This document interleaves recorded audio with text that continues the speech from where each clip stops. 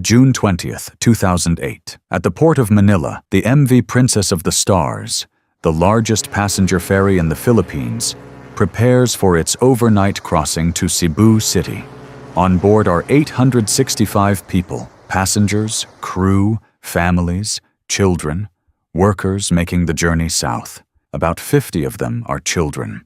What those passengers did not fully know, Typhoon Frank had already made landfall on Sibuyan Island that same day. Its track was headed directly toward the ship's path. Despite the typhoon's proximity, the Philippine Coast Guard granted the vessel departure clearance. The captain told the duty officer he would take an alternate route, moving away from the storm. At approximately 8 p.m. on June 20th, the Princess of the Stars left Manila for the last time. Through the night, Typhoon Frank grew in strength and, crucially, changed course. Instead of moving away from the ship's path, it turned directly into it. By midnight, the seas around the Princess of the Stars were severe. Waves were growing to typhoon scale, far beyond what the Coast Guard had anticipated when they granted clearance to sail. At around 11:30 p.m., passengers were instructed to put on their life jackets. For the first time, the severity of the situation became real. Shortly before noon on June 21st, the Princess of the Stars transmitted a distress signal, reporting engine trouble in the Sibuyan Sea. Then contact was lost. Typhoon Frank passed directly over the Sibuyan Sea, directly over the Princess of the Stars. The ship sailed straight into the eye of a Category 2 typhoon.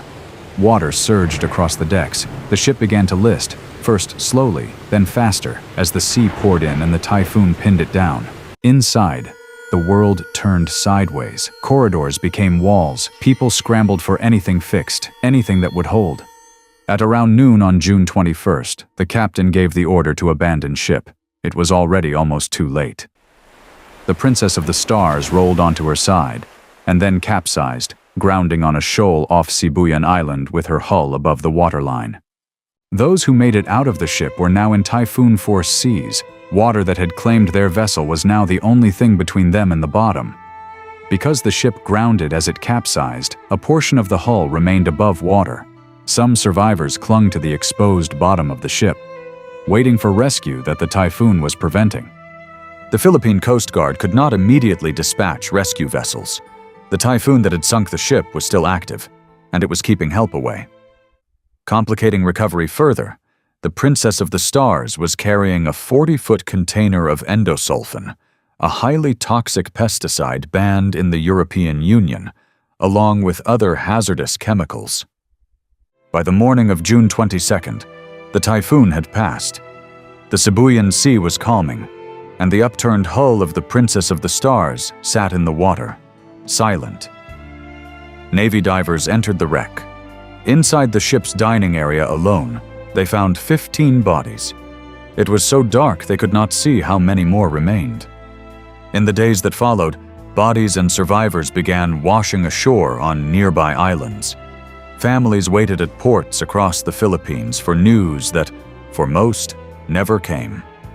On June 27th, recovery operations were halted.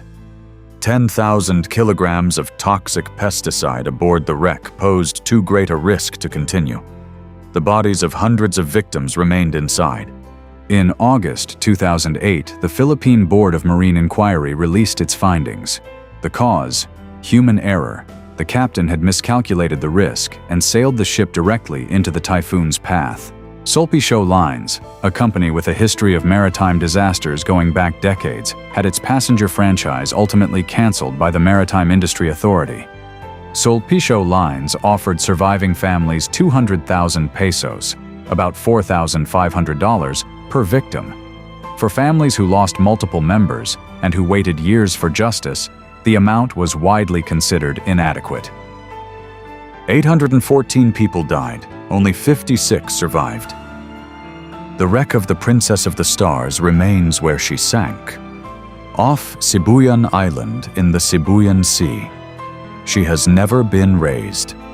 In the years after the disaster, the Philippines revised its maritime safety regulations, requiring stricter weather assessment before departure and stronger enforcement of no-sail orders during typhoons. Before, the ship was in the sea after it capsized, but now It is no longer sitting underwater in Romblon as a complete wreck. What remains today is not the ship itself, but the memory of the tragedy and the lives that were lost.